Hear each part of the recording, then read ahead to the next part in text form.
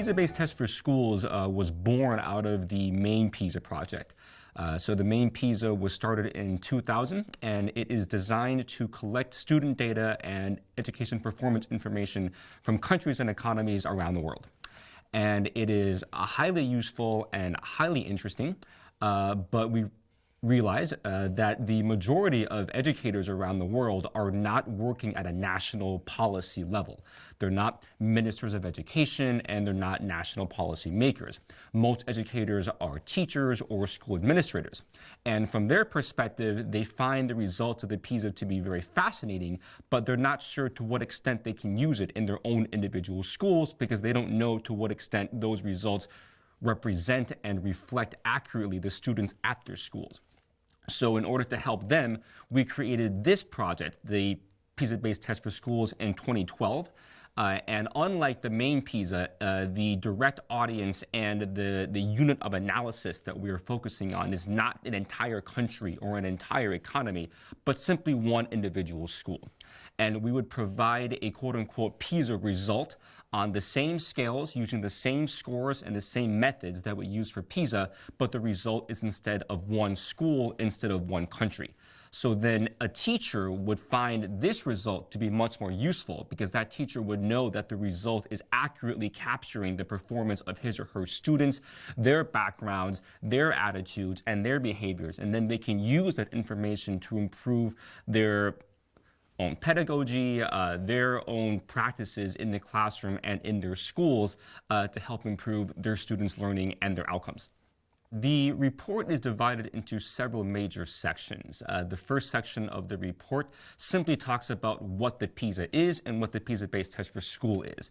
It defines certain key terms and identifies what the three major domains are, and we test reading, mathematics, and science. The next section takes a deeper dive into those three major subjects. And it not only describes the scores, but it describes what students are expected to be able to do with those scores. Because a score of, for example, 500 by itself is a little bit meaningless. What is that? What does 500 mean? What can a 500 student do? But the PISA categorizes performance into several levels of proficiency. So a student at level 2 of proficiency in reading, let's say, can be expected to make direct connections between the text and maybe a question that is asked of that student related to the text, but no more than that. Whereas a student at the highest level, level 6, can not only make a direct connection and can do so quite easily, but can make indirect connections, can make inferences, can make comparisons between texts and analyze different pieces of evidence within the same text to draw his or her own conclusion. And this is the same type of analyses that we perform for mathematics and for science as well. So all of a sudden, the school knows in much greater detail what their students are able to do and what they're not able to do. The next section of the report then kind of breaks apart that performance and looks at not only what the students can do, but how the students feel and how the students think. So what do the students think about their teachers? Do they like their teachers? Do they get along with their teachers? Why do they get along with them, or why do they not get along with them? And how does that level of relationship between the teachers and the students at that particular school compare to other schools in the country and to other schools internationally? It also asks questions about how the students feel about their own abilities in math and science. Are they confident? Do they believe that they can complete rudimentary, everyday, real-life tasks successfully?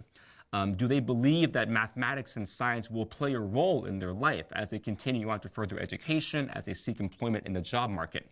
What type of readers are they? What do they enjoy reading? Do they even read for pleasure outside of school? And when they do read, are they familiar with the most successful strategies for retaining what it is that they read?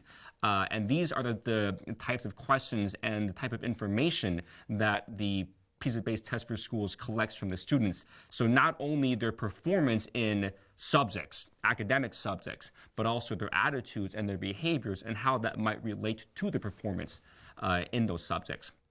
And the next two sections of the report will compare a single individual school's results and performance to that of their country as a whole, So other schools in the country, how are they performing compared to this individual school? How is the country as a whole performing compared to this individual school in all three subjects? And finally, how is this school comparing to schools internationally? So not just within that school's country, but outside of that school's country. If this school, for example, were in another country, Finland or Singapore or Brazil, would this school be considered to be a very successful school? Would it be considered to be a weaker school? And why? What are those countries doing that might offset some of that performance?